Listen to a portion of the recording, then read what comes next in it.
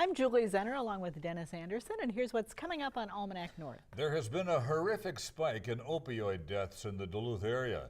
We'll talk tonight with the Duluth Police Chief and the department's opioid technician about the troubling increase. The Duluth International Airport is on a roll with growing passenger traffic and a third major airline arriving soon. And a first for Elite tops this week's economic news from Business North. Stay with us. Almanac North is next.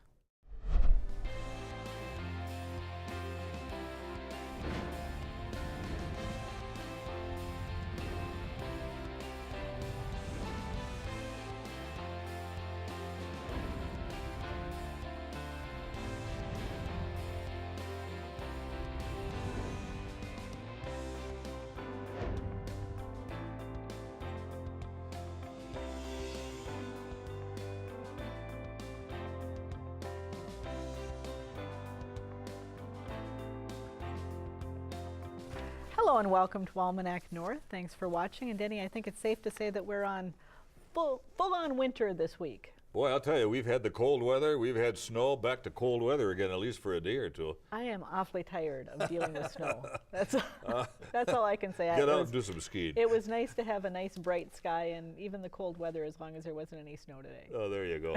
Okay, very good. All right, well, we have a flurry of topics, so let's get right to it. All right, thank you very much, Julie.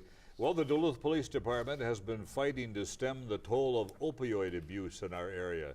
The past few years has seen a troubling increase in the number of reported opioid overdoses, and 2019 has begun on a grim note with 6 opioid-related deaths in the city. Joining us now to talk about this epidemic is Mike Tusken. Mike, of course, is the chief of the Duluth Police Department, and Jessica McCarthy is the police department's first ever opioid technician. Thank you both for being here. Mike, what is the police department doing to try to get a curb on this opioid crisis? Well, Danny, you know what I always talk about, the fact that really to be successful, it's a three-legged stool. We have to do our part, the enforcement component, but really we have to look at treatment and we have to have good prevention programs as well to be really successful to getting our community healthy again. Mm-hmm. Talk a little bit about the increase in the opioid-related deaths and what you're seeing surrounding those circumstances this year. So the driving force, Julie, is the common denominator is what we suspect is fentanyl, which is much more potent than just heroin. And people that are using opioids, they don't necessarily know what's in it. And if it happens to be fentanyl, there's a greater chance that there's going to be an overdose where they're going to get into some form of respiratory failure, which ultimately is what's fatal. Jessica, opioid technician, program technician. What is your job? What do you do? I do a whole bunch of stuff. One of the aspects of my job is training police departments in the use of Narcan and then making sure that they're all supplied with like non-expired Narcan. Explain Narcan. So Narcan, naloxone is like the actual name for it, is what we use to stop an overdose. So it's this little nasal spray and it atomizes in their nose and then gets into their brain and knocks the opioids off of the receptors that kind of trigger your lungs' urge to breathe. So Narcan comes in, kicks the opioid off and allows the person to breathe again, which is absolutely fantastic. But it's only effective for 30 minutes, so it's like you go and Narcan someone, you have to make sure that you transport them to the hospital, which a lot of deaths, I was told that are happening rurally, are folks are being Narcaned, because you can get, folks who are using can get Narcan like at needle exchanges, so a lot of civilians have Narcan, and people are Narcanning their friend that they're using with, and then they have this idea like just sleep it off. Oh. So they go and let them like lay down and then 30 minutes go by, the Narcan is no longer effective. The opioids go back onto those receptors and results in a death. So really, my big thing as I've been doing these Narcan trainings is to like just get that message out that if you have Narcan, if you administer Narcan on someone that you're using with, you still have to bring them to the hospital, because just because they start breathing again doesn't mean they're out of the woods. So that's part of my job, making sure all officers are trained and equipped with Narcan. And then the bulk of my work is going into case management with overdose victims.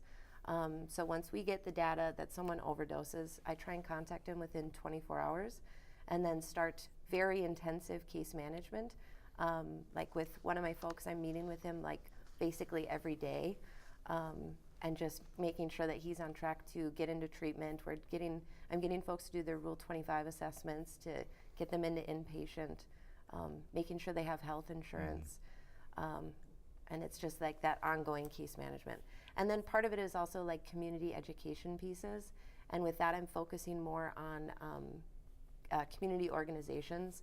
Like I'm doing a training next week at the Duluth Workforce Center, where I'll be training all of their staff into kind of like Opioid 101, how to identify if one of their clients is struggling with opioid use disorder, and then the best course of action in their case management.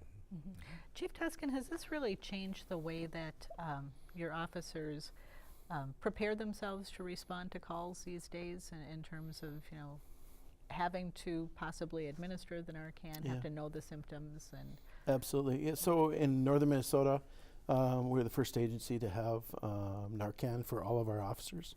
And when we originally we rolled out this initiative, we felt we would save maybe a couple lives over time. Well, we were amazed to see that this initiative is now, since spring of 2017,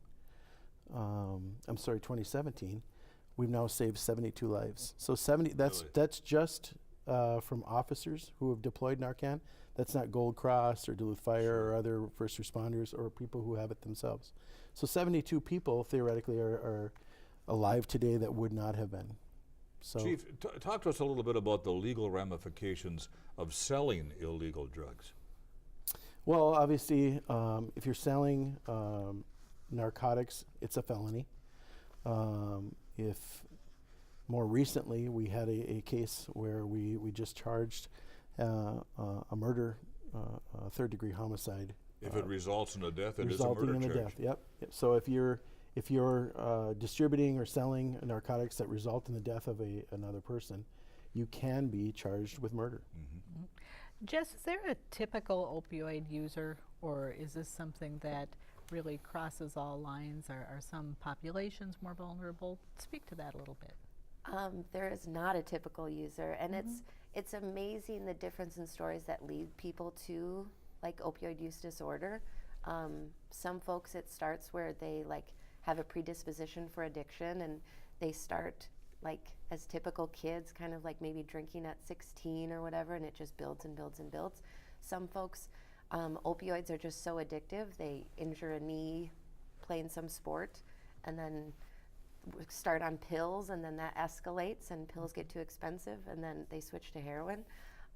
There is no typical user. There are some demographics that are more at risk. Like we see a lot of folks under the age of 25. Last year, 37% of the overdoses reported to Duluth PD were folks under the age of 25. Also, folks who have like involvement with the criminal justice system are more likely to overdose. It's the bulk of what we see are folks who have already been involved, spent time in incarceration. Maybe you can both answer this question. Talk to us a little bit about drug courts. Are they working? Yes. Okay. So what are they? So drug court is folks who have already, like, they've got their crime, they've been charged with their crime, and because the root cause of their criminality was drug addiction, they go through what's called its treatment courts.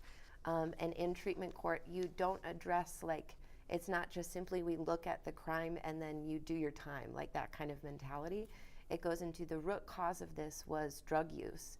Let's work on that to then make you a better citizen, so then you can, and then once they successfully graduate from drug court, there's ways that they can get those charges like just completely dropped off, or they don't have to live with them for the rest of their lives. Chief, are there repeat offenders who've been through drug court? No, absolutely there is. But the success of drug court is exactly as Jess was talking about, is we have people, by virtue of their addiction, are involved in criminal activity, and really to solve the problem effectively, let's make the person well again, and then they won't reoffend. So, but they are effective, they are successful, and they are done not just here locally, but certainly across the United States. So it sounds like you have maybe a different approach when it comes to dealing with the drug users versus Absolutely. the drug dealers. So our drug unit this past year in 2018 had almost 200 search warrants. Now, the people that we're looking and targeting on those are the people who we know are selling and distributing. And we're working almost exclusively on heroin and opioids because those drugs right now in the Northland are killing people. Where are they coming from? Most of the opioids that we have coming to our area are going to come out of major metropolitan cities. Ultimately, fentanyl, much of that is going to be coming over from Mexico into major metropolitan cities where it's then dispersed through into smaller communities like Duluth. Jess, what impact does this have on whole families? It rips them apart. I was amazed to find out how involved I was going to become with folks' families. So reaching out to people who have overdosed, sometimes the only way I've been able to get a hold of them is going through their families. And then I'm having aunts calling me every day to make sure, like, how are they doing? Moms calling me. A lot of worry. Yeah, and it's one of those things that's what folks need. We have this idea that, like, when you have someone, you kind of got to give them tough love if they're struggling with substance use disorder, but that's what people need. People need their auntie calling, like whoever they're working with once a day to make sure. Are you finding that the opioid use is reaching down into the schools in town at this point, or is it something that you're seeing more in populations after graduation? There is some opioid use certainly in schools with younger people.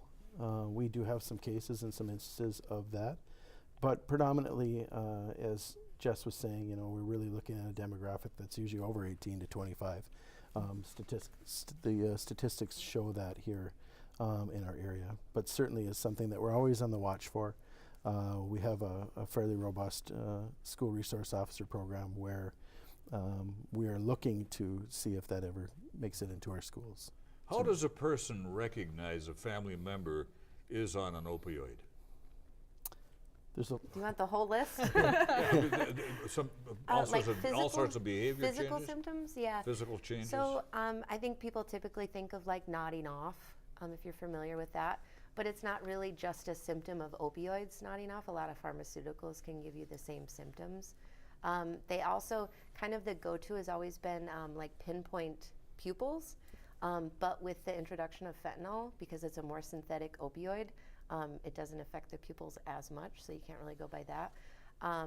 One of the big ones is a itchy face. Like a lot of people scratch at their face when they're like high on opioids. A lot of like sleepiness, but then also insomnia, impairments in memory and attention, runny noses, nausea. We only have Stealing. about 30 seconds, but do you feel that Duluth is really making some good headway? Absolutely. As I started, it's really a three-legged stool. Jessica complements what we were doing with the enforcement, but really working at the prevention and the treatment. So many folks that they would have suffer from an overdose, and they would wait 3 and 4 and 5 weeks to get in to get the necessary treatment that they needed, and Jessica's trying to work to fast track that. Chief, Jessica, all the best in this battle. Thank you for being here tonight. Appreciate it. Thank Thanks you. so much, Thank you. Julie. Thank Danny. you.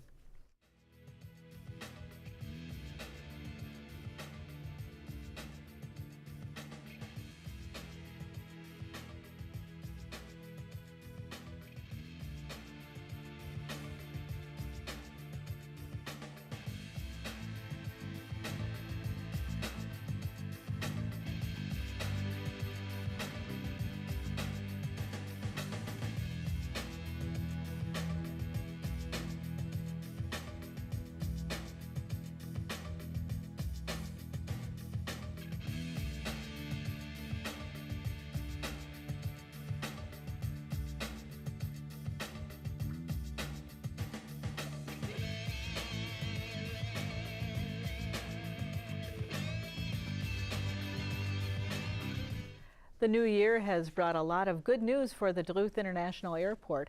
First, there was an announcement that American Airlines was going to begin service to the airport this spring with twice daily flights to Chicago.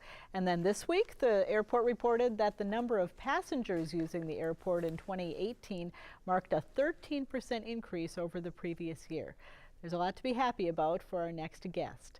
He's Tom Werner, the Executive Director for the Duluth International Airport. And welcome, Tom. Thanks for being here. Thank you. Thank you so much. What's driving all of the additional traffic through the Duluth International Airport these days? Have fares come down? What's behind it? Well, fares certainly have come down in the last 18 months or so, and that certainly does help influence travel habits to fly local. The other thing that has really driven traffic is we successfully have 2 airlines servicing this area, and competition always makes for a lot of choices at very competitive fares. So those 2 factors really have helped us over the last couple of years really grow our traffic base. American Airlines is coming in soon. Tell us about that. Yeah, so we're really excited to add a 3rd major airline with daily service to Chicago, twice a day service, and having American, Delta, and United now really increases choice and will keep fares competitive for the foreseeable future. So this is the first time in Duluth's history that we've had all 3 of those airlines here, and we're really excited about it. Is there a value in bringing in another carrier just to the airport itself? Well, there certainly is. I mean, our ability to maintain the infrastructure, provide a safe and secure environment, all comes from the revenues that we're able to generate off of activity. We don't receive any sort of tax subsidy at all, and so the revenue that we're able to bring in, we do really reinvest back in the passenger experience. So it's extremely important to have that activity. You don't just pick up the telephone and call an airline and say, hey, why don't you service Duluth? This has got to be a long process. Tell us about that process a little bit. It is. Air service development is a long-term relationship build with an airline, and we'd been talking with American for about 3 years, trying to convince them that there was a business case to operate at our facility and in this community. And there are airlines that we've been talking to longer than that, and we hope that will bear fruit someday. But it's a long-term play. You have to be in it for the marathon, not the sprint. Does the airline then do a study on Duluth as part of that process? They certainly do. They have a lot of data that they can pull. They want to know where businesses and travelers are flying and really get a sense for what the demand for their product is. The other thing that I do is we assemble a business case too, a market analysis to really give them a sense for what the Duluth market and the region can again provide so that they can make money and be successful. Are there any destinations that you're really pushing for as you work with the carriers that you think would be a great fit for Duluth? Well, right now our top priority is to get into the Denver market. Right now, connectivity eastbound, either through Minneapolis or Chicago, is superb. But westbound is a little bit of a challenge, as it is for most Midwest cities. So getting into Denver really would open up a lot of destinations in the Rockies as well as on the West Coast. And it also would have a depression effect on fares as well, westbound, which typically are a little bit higher. So strategically, we'd really like to get into Denver, and we hope to do that in the next couple of years. Tell us about the Fly Local campaign that's underway. So the Fly Local campaign simply is encouraging people to fly local because we've all been conditioned to know what buying local does for local businesses and how it helps our economy thrive. Flying local does the same thing.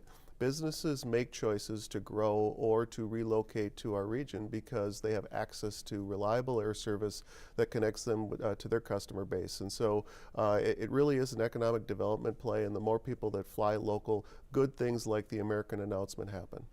Are there amenities that you've built into the airport to try to entice those business customers? Well, there sure are. Over the last 5 years, we've done a lot to remake our customer service brand and have that seen all around the terminal. One of the latest brick and mortar amenities that we've added is Club DLH. and it's an exclusive area for frequent and business travelers where they can go in kind of an intimate area for a little peace and quiet to remain productive as they wait for their airline. So it's a nice add for a regional airport. Tom, what kind of an impact economically does the Duluth Airport have on Duluth and the region? Well, we measured that in 2017, and we have about a $650 million impact to the region's economy every year. And you know, Duluth has done a great job of leveraging our airport infrastructure, not only to attract airlines like the three that we have, but also the aviation cluster with all of its manufacturing and service related businesses.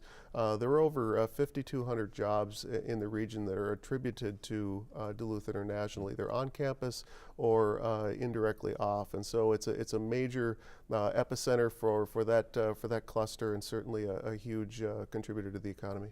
Does the airport authority work directly with those businesses to try to help them be successful up at the airport? Well, we certainly do. You know, we operate in the background, but we try to set the conditions for all of their success and make sure that they're able to grow, working with them on their workforce, making sure that the infrastructure is the way it needs to be, making sure that they're able to do the things that they need to do to support the economy. So we're very proud to be in that role and look forward to doing that for many years to come. Tell us about your website in case people want to learn more about the airport and what you do. Yeah, DuluthAirport.com is kind of a one-stop shop for all of those amenities, and even for you know, general aviation. If you're a recreational flyer or corporate flyer, you'll find information about the airport there. But the Club DLH, you'll be able to find information about that there, flight schedules, a whole variety of information about the airport. Any construction coming up this year that's going to impact travel or operations up there? We do. We have the third phase of our main runway reconstruction this year. We've got another 2,000 feet of concrete to do out there, and then that'll be done. The runway was 60 years old, and we've got 2/3 of it done. Really excited to get this third phase underway and behind us. And it should be good for another 50 years. It's been some rough weather, cold and snow in the last couple of weeks. Has that impacted things up there at all, or? Well, it can. Certainly when there's a lot of snow and cold, there can be minor disruptions, but we've got a great crew, a world-class airfield maintenance crew that makes sure that those disruptions aren't because of slippery conditions on the runway. So that should be something that customers aren't thinking about. So we keep those disruptions to a minimum on the airport side, and try to help people connect with hopefully a much sunnier and warmer destination. The new terminal has been in use now for just a few years. Is it everything you wanted it to be? It certainly is. You know, we're very proud of that facility, not just its iconic architecture, but it's what we wanted in a front door for our community, and that's the way we look at it. It leaves a very lasting impression on visitors, and hopefully welcomes people as they come back home. So we're really excited to have it, and it's been operating very well for us. Any concerns with a potential another partial government shutdown? Does that impact anything up there? You know, once in a while there will be disruption. We rely very heavily on grant funding for a lot of our capital improvements, and sometimes that will slow down that process. And it certainly did during the building of the terminal. We lived through a federal government shutdown as well as a state shutdown. But all that did was delay us a little bit, and we worked through those things. So it's par for the course working with the government. Sounds like overall the news is good up there. Yeah, so. things are going well. We just encourage people to continue flying All right. local. Thank you, Tom. Thank you. Thanks, Tom.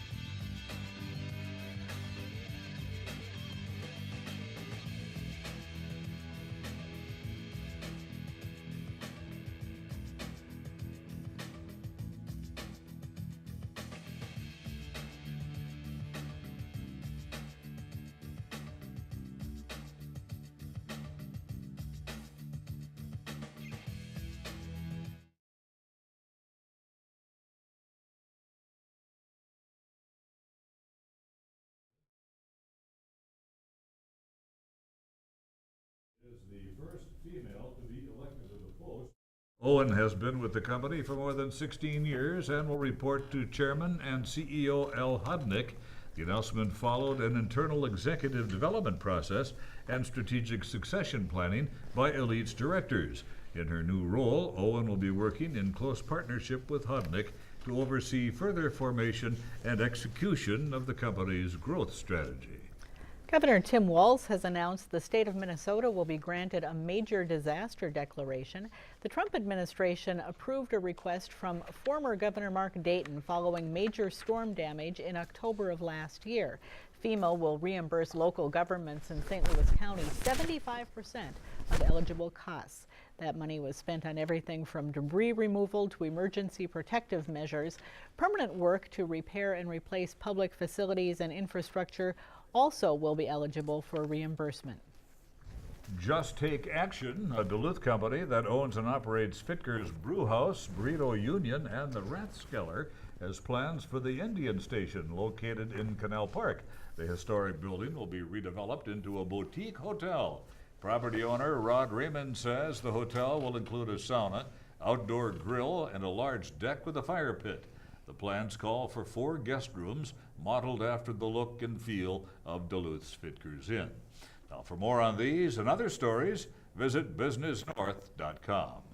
If you have a comment about our show, call now. Dial 218-788-2849 to leave a message or send an email to almanacnorth@wdse.org. And check out the WDSE website for news and information about the station, our latest program schedule, and special events coming up soon. And Denny, next week we'll be talking about what's going to be a huge construction season in the region. Oh, I love construction seasons because it means jobs, lots of jobs. I like construction season because it means that winter's over. That's true, too. For Denny and the crew here at Almanac North, I'm Julie Zenner. Have a great weekend. We'll see you next time.